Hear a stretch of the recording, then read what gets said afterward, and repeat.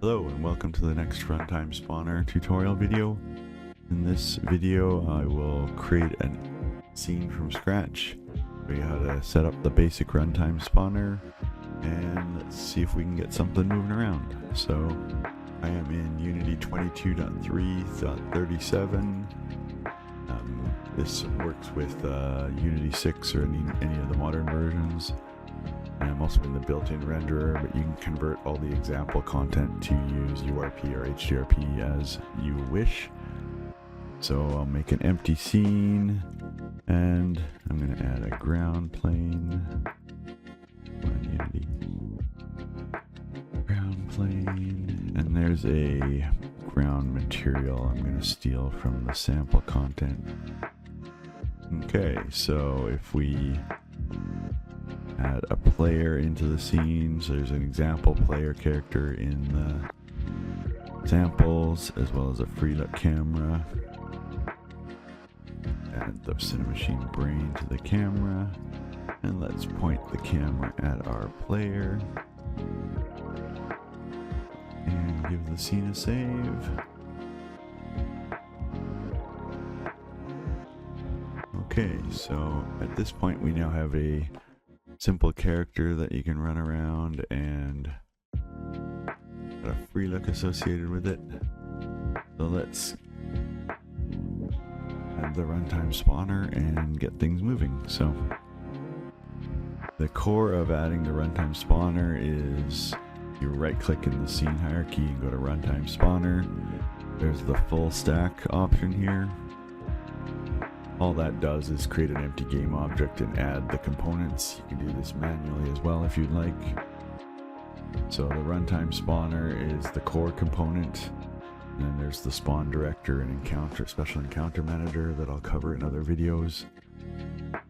So the core of the runtime spawner, this manages all of the spawning logic, kind of runs all of the spawn loops and so on. And the first thing we need to do is tell it where the player is. The player kind of defines the center of the world for the spawner. I'll just drag my character into the player object field. The system can also find the player from a tag, or there's an API where you can tell it what the current player is if you spawn your character at runtime, for example.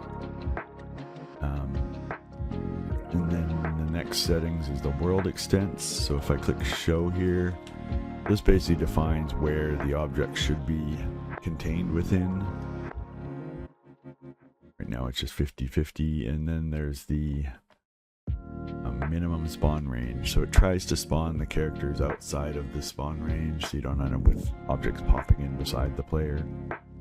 And then finally there's culling system, so if objects are too far away, they'll be recycled into the pool, and so on. And then there's a max global population. So this is basically, it'll try to fill the population up to this amount across all of the different spawners. That's the core of it. The system does not initialize by on scene start unless you check the auto launch on start. And we'll just check that. And then let's enable the global spawners. So I'll click use global spawners. So the core of all these different spawn systems is you need to tell it which spawn entries to use. So I'll click plus to add one to the list, and you can see it says none spawn entry. You can create your own spawn entries using the context menu. Right click, create runtime spawner, create spawn entry. And the spawn entry is a simple little scriptable object. I'll just find some of the ones in the samples. So under game data spawn entries. So each of them is a simple scriptable object that points to a prefab to spawn, essentially. There's also some controls to try and define the max population. I'll set that to 100 as well. That's what we have for our global population. And for the global spawner, let's hook it up to the spawn entry here. So I'll drag global spawner in. So with that, you can also define which layers. It'll try to find specific layers in the scene or restrict it to certain nav mesh areas.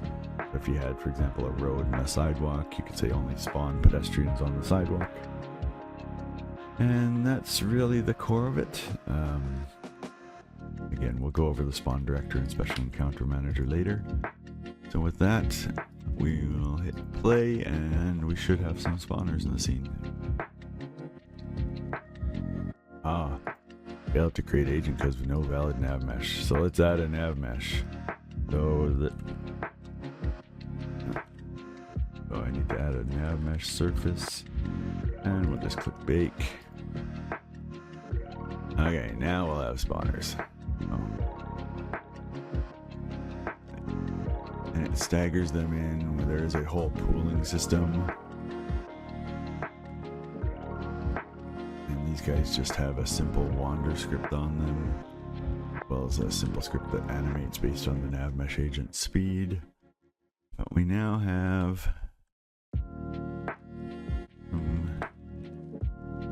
this demonstrates the global spawning, and if I move around, go in different directions, it'll kind of recycle them to the front of the scene, and so on.